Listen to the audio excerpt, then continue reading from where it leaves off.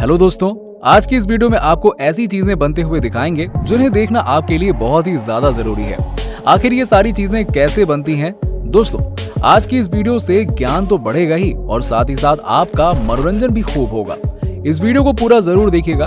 अब हम बात करते हैं ऐसे प्रोसेस के बारे में जो हर इंसान इसे यूज करता है। इसके बिना बाइक, स्कूटी और बाइसिकल चलाना सेफ नहीं है। आपकी सेफ्टी के लिए ये जानना जरूरी है कि हेलमेट कैसे बनाया जाता है। क्या आपको पता है कि हेलमेट कैसे बनता है? तो चलिए शुरू करते हैं आज की वीडियो को, हेलमेट मेकिंग प्रोसेस की वीडियो को। दोस्तों, हेलमेट एक बाइकर के लिए कितना जरूरी है इसके बारे में शायद मुझे बताने की जरूरत नहीं है, लेकिन दोस्तों आप इतना तो जरूर जान लीजिए कि एक बार हेलमेट लगाने से उसकी 70% सुरक्षा हो जाती है। पर दोस्तों, ये सुरक्षा तब होती है जब आपने अच्छी कंपनी का हेलमेट लिया हो। अगर आप लोकल हेलमेट लेते हैं तो आपकी सुरक्षा काफी ज्यादा घट जाती है। दोस्तों, हमारे भारत में हेलमेट बनाने वाली सबसे बड़ी कंपनी स्टील बर्ड है। इस पूरे भारत में स्टील बर्ड का हेलमेट बनाने वाली 6 फैक्ट्री हैं और इसमें सबसे बड़ी फैक्ट्री हिमाचल प्रदेश में है, जहां पर हर रोज लगभग 9000 हेलमेट बनाए जाते हैं। और इसीलिए स्टील बर्ड कंपनी में हेलमेट बनाने के लिए आधुनिक मशीनों और ट्रेन्ड वर्करों का ही इस्तेमाल किया जाता है। दोस्तों, स्टील बर्ड प्लास्टिक और फाइबर दोनों तरह के हेलमेट बनाता है। दोस्तों, प्लास्टिक मटेरियल का हेलमेट बनाने के लिए सबसे पहले एक मिक्सचर तैयार किया जाता है, जिससे इस मिक्सचर को बनाने के लिए कई तरह के केमिकल डाले जाते हैं। जब ये मिक्सचर तैयार हो जाता है तो फिर मोल्डिंग मशीन का इस्तेमाल करके प्लास्टिक मिक्सचर को हेलमेट का शेप दे दिया जाता है। वहां की लगी मशीनें कुछ इस तरह से हेलमेट को बनाती हैं और फिर बाहरी हिस्से पर उसकी फिनिशिंग दे दी जाती है, जिससे कि आपकी सेफ्टी बरकरार रहे। और फाइबर का हेलमेट बनाने के लिए फाइबर की 3 परतों को आपस में जोड़कर मशीन की मदद से फाइबर की इन 3 परतों को हेलमेट का शेप दिया जाता है। फीलिंग मटेरियल का इस्तेमाल करके हेलमेट को स्मूथ बना दिया जाता है। फैक्ट्री के सारे वर्कर्स एक कलाकार की तरह ही बड़ी मेहनत से काम करते हैं। फीलिंग मटेरियल के सूखने के बाद इन हेलमेट पर पेंट किया जाता है। जी हाँ दोस्तों, वो भी स्प्रे और हाथों की मदद से, और कुछ पेंट्स स्प्रे की मशीन से किए जाते हैं और उन वर्कर्स की सेफ्टी को ध्यान में रखते हुए किया जाता है। और फिर इन पर अलग अलग डिजाइन के सुंदर सुंदर स्टिकर्स चिपका दिए जाते हैं। आप सभी हेलमेट पर पॉलिशिंग मटेरियल लगाया जाता है, जिससे इन हेलमेट्स पर बहुत ही अच्छी शाइनिंग आ जाती है और किसी भी तरह की पॉलिश से इन पर स्क्रैच नहीं लगता है। अब दूसरी तरफ हेलमेट के अंदर लगने वाले कुशन को तैयार किया जाता है। तो दोस्तों, आप स्क्रीन पर देख सकते हैं कि इस काम को महिलाओं के द्वारा करवाया जाता है, जिससे इन महिलाओं को नौकरी भी मिल जाती है और वो अपना घर भी चला सकती हैं। दोस्तों, स्टील बर्ड कंपनी क्वालिटी का बहुत ही ज्यादा अच्छे से ध्यान रखती है, इसीलिए हेलमेट बनाने के लिए इस्तेमाल करने वाले पेंट से लेकर हर चीज को, हर एक मटेरियल को फैक्ट्री के अंदर लैब में चेक किया जाता है और हेलमेट के सामने लगने वाले शील्ड पर स्क्रैच रेजिस्टेंट कोटिंग की जाती है। अब दोस्तों, हेलमेट के अलग अलग हर एक पार्ट्स को आपस में जोड़ दिया जाता है। अब सभी हेलमेट्स पर फाइनल फिनिशिंग दी जाती है और तैयार किए गए सभी हेलमेट की सुरक्षा के हिसाब से हेलमेट की टेस्टिंग भी की जाती है। इस टेस्टिंग में हेलमेट के अलग अलग टेस्ट किए जाते हैं। दोस्तों, टेस्टिंग सक्सेसफुली कंप्लीट होने के बाद ही हेलमेट को पैक करके मार्केट में भेज दिया जाता है। अब बात करते हैं ग्लास रिसाइकलिंग प्रोसेस की। दोस्तों, इंसान ने शीशा बनाना 5000 साल पहले सीखा था। जी हाँ दोस्तों, कहा जाता है कि सबसे पहले शीशे का आविष्कार अफ्रीका में हुआ था और फिर ये आविष्कार पूरी दुनिया के सारे अलग अलग शहर के हिस्सों में पहुंच गया। दोस्तों, आज के समय में शीशे की कई अलग अलग चीजें बनने लगी हैं। दोस्तों, शीशे की सबसे खास बात यह है कि शीशे को 100% रिसाइकिल करके फिर से इस्तेमाल किया जा सकता है। इसी वजह से संसाधनों का बचाव भी होता है और इसी वजह से लंबे समय तक कई बार तैयार किए गए शीशे को इस्तेमाल किया जा सकता है। तो आइए दोस्तों देखते हैं कि शीशे का रिसाइकलिंग प्रोसेस कैसा होता है। पुराने इस्तेमाल किए गए शीशे को फिल्ट्रेशन मशीन का इस्तेमाल करके साफ किया जाता है और फिर इस पुराने शीशे को पीस कर इसका एक बारीक पाउडर तैयार किया जाता है। फैक्ट्री में लगे इस भट्टी में 1500 डिग्री सेल्सियस के तापमान में शीशे के पाउडर को डालकर गर्म किया जाता है। इस तापमान पर शीशे का पाउडर एक तरल पदार्थ का रूप ले लेता है। फिर इस भट्टी में से पिघला हुआ शीशा भट्टी के निचले हिस्से से निकलता है, जहां पर ये मशीन पिघले हुए शीशे को काट करके मोल्ड में पहुंचा देती है। फिर इन मोल्ड के अंदर मशीन हवा को डालती है, जिससे शीशे मोल्ड का शेप ले लेते हैं और शीशा बोतल के रूप में बदल जाता है, क्योंकि इस मोल्ड का आकार एक बोतल का ही था। दोस्तों, किसी भी तरह के कांच के बर्तन बनाना हो, उसके लिए शेप मोल्ड का सांचा बदलना होता है। जैसे कि दोस्तों ये मोल्ड ये कटोरी के आकार का है, तो ये कांच कटोरी का रूप ले लेता है। ऐसे ही दोस्तों कांच के अलग अलग डिजाइन के बर्तन तैयार किए जाते हैं।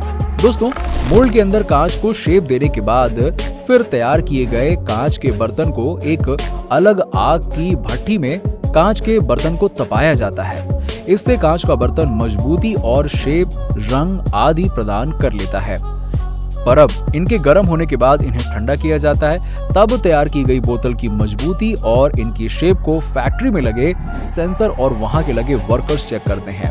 अब आखिर में इन कांच के बर्तनों को पैक करके मार्केट में भेज दिया जाता है।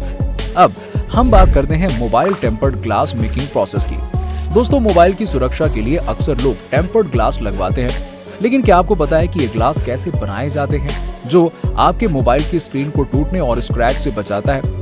ग्लास को कैसे बनाया जाता है? दोस्तों, सबको पता होना चाहिए कि आखिर ये टेम्पर्ड ग्लास कैसे बनाया जाता है। दोस्तों, टेम्पर्ड ग्लास बनाने के लिए सबसे पहले फैक्ट्री के अंदर एक बहुत मजबूत पतले शीशे को लाया जाता है। इस शीशे को बेहतर खास टेक्निक से बनाया जाता है। दोस्तों, शीशे को एकदम से गर्म और एकदम से ठंडा करने से शीशा बहुत ही मजबूत हो जाता है। फैक्ट्री के अंदर इस शीशे को मोबाइल के साइज के हिसाब से काटा जाता है और फिर उसके बाद पॉलिसी मशीन की मदद से शीशे को एकदम स्मूथ बना दिया जाता है। अब दोस्तों, हर एक टेम्पर्ड ग्लास को अल्ट्रासाउंड क्लीन प्रोसेस करके टेम्पर्ड ग्लास एकदम साफ किया जाता है, जिससे कि उसमें कोई गंदगी ना चिपकी हो। अब बात करते हैं टेम्पर्ड ग्लास की क्वालिटी चेक करने की। वहां के वर्कर्स टेम्पर्ड ग्लास की क्वालिटी को अच्छे से चेक करते हैं। अब क्वालिटी चेक होने के बाद हर एक ग्लास पर दबाव डालकर उन्हें टेम्पर्ड प्रोसेसर से गुजारा जाता है। इसी प्रोसेस से मोबाइल के गिरने पर टेम्पर्ड ग्लास छोटे छोटे टुकड़े में टूट जाता है और बहुत ही कम दबाव आपकी मोबाइल स्क्रीन पर आता है। अब सभी टेम्पर्ड ग्लास को दोबारा से फिर से अल्ट्रासाउंड क्लीनिंग प्रोसेस से धोया जाता है और सुखाया जाता है। इससे इनके ऊपर धूल का एक भी कण नहीं बचता और टेम्पर्ड ग्लास तैयार हो जाता है। टेम्पर्ड ग्लास की क्वालिटी चेक करने के बाद इनके ऊपर तेल और पानी से बचने वाले पदार्थ की परत चढ़ाई जाती है। इससे मोबाइल की स्क्रीन ऑयली और चिपचिपी हो जाती है। अब सभी टेम्पर्ड ग्लास को लेबल लगाया जाता है। अब तैयार किए गए टेम्पर्ड ग्लास को पैक करके मार्केट में भेज दिया जाता है। अब बात करने वाले हैं रोटर शटर मेकिंग प्रोसेस की। दोस्तों, दुकान या घरों में बढ़िया से सेफ्टी करने के लिए स्टील का रोलर शटर कैसे बनाया जाता है, आइए जानते हैं। दोस्तों, रोलर शटर को बनाने के लिए सबसे पहले एक प्लेन स्टील शीट के ऊपर इस मशीन का इस्तेमाल करके इस स्टील की शीट को ऐसे डिजाइन किया जाता है। इसके बाद शीट को स्प्रिंग पर चलने वाले एक रोलर पेज की मदद से फिट किया जाता है और फिर पूरे स्टील को रोलर के ऊपर लपेट दिया जाता है। ऐसे रोलर शटर को बनाया जाता है। अब इस शटर को पैक करके मार्केट में भेज दिया जाता है। अब बात करते हैं कंचे बनाने की प्रोसेस के बारे में।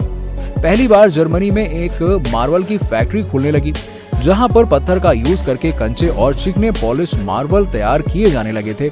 और फिर धीरे धीरे दोस्तों कंचों को बनाने के लिए कांच का यूज होने लगा और कंचे बनाने के लिए सबसे पहले कांच के छोटे छोटे टुकड़े इकट्ठा किए जाते हैं और इसमें हर तरह की कांच, जैसे बेकार की कांच की बोतल, पुराने ग्लास, पुराने डेकोरेटिव ग्लास या फिर कोई भी बेकार कांच का टुकड़ा, इन कांच के टुकड़ों को पिघलाने के लिए गर्म भट्टी में डाला जाता है, जहां पर 1260 डिग्री सेल्सियस में इनमें हीट किया जाता है। इसके बाद मेल्टन ग्लास यानी कि पिघले हुए ग्लास को फिल्टर में डाला जाता है, जिससे नीचे से पिघले हुए कांच कुछ इस तरीके से बाहर निकलते हैं और कटर से कट हो जाते हैं, जो मॉर्टन ग्लास को बराबर डिस्टेंस में छोटे छोटे टुकड़ों में काटता जाता है।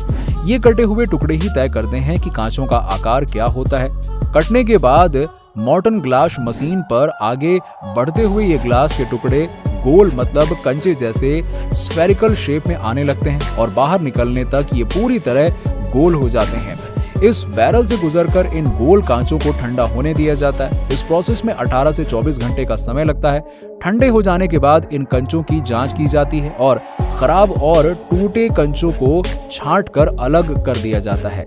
इसी तरह कंचों में कई डिजाइनें भी देखने को मिलती हैं और इन्हें बनाने का तरीका थोड़ा सा अलग होता है। इसके लिए सबसे पहले साफ ट्रांसपेरेंट कांच के टुकड़ों को 1260 डिग्री सेल्सियस पर पिघलाकर फिल्टर में डाल दिया जाता है और फिर इसके बीच के हिस्से को बनाने के लिए एक फिल्टर में बीचों बीच सावधानी से रंग वाले पिघले कांच को डाल दिया जाता है। ऐसा करने से फीडर के नीचे से निकलने वाले ग्लास की स्ट्रिप के बीचों बीच रंग का कांच का पैटर्न बनाया जाता है। इसके बाद ठीक पहले जैसे ही कटर ग्लास इस स्ट्रिप को बराबर टुकड़ों में काटा जाता है। कटे हुए मॉर्टन ग्लास के यही टुकड़े रोटेट मशीन में स्पाइरल से गुजरती है और अपनी गोल शेप ले लेती है और इस तरह से तैयार किया जाता है गोल कंचे फैक्ट्री में, जिन्हें हम खेलते हैं और डेकोरेशन के लिए यूज करते हैं। मगर जितना हम लोग बचपन में इन कंचों से खेले हैं उतना शायद ही बड़े होने के बाद खेले होंगे, है ना।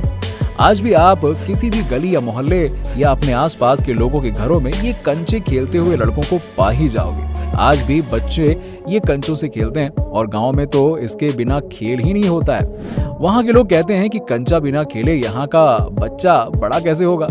आजकल तो ज्यादातर रूम डेकोरेशन और ऑफिस डेकोरेशन हर जगह कंचे का इस्तेमाल करने लगे हैं और लोग सबसे ज्यादा फिश एक्वेरियम में भी इसका उपयोग करते हैं। आपने तो कई ऐसी जगह देखी होंगी जहां पर आपने शायद ही सोचा होगा कि यहाँ पर इस तरह से कंचों का यूज हो सकता है। रेस्टोरेंट में ग्लास के नीचे डेकोरेशन के तौर पर लगाया जाता है इन कंचों को। और दोस्तों, अब आप हमें कमेंट सेक्शन में कमेंट करके बताइए कि कंचे का सबसे ज्यादा यूज कहाँ किया जाता है और कंचे किस किस ने खेले हैं। बताइए हमें कमेंट करके। अगर आपको वीडियो अच्छी लगी हो तो वीडियो को लाइक करें और इस वीडियो को शेयर करना बिल्कुल ना भूलें। और साथ ही साथ मिलते हैं आपसे अगले वीडियो में, तब तक के लिए बाय बाय।